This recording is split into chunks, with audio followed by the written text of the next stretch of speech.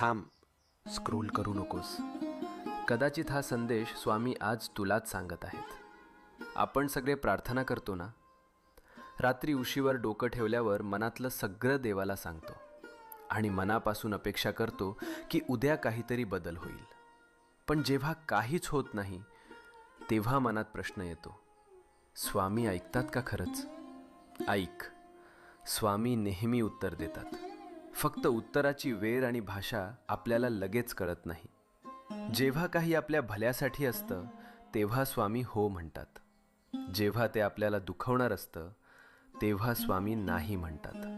आणि जेव्हा आपल्याला अजून थोडं मजबूत व्हायचं असतं तेव्हा स्वामी शांतपणे म्हणतात, थांब, योग्य वेळी देतो. म्हणून हार मानू नको.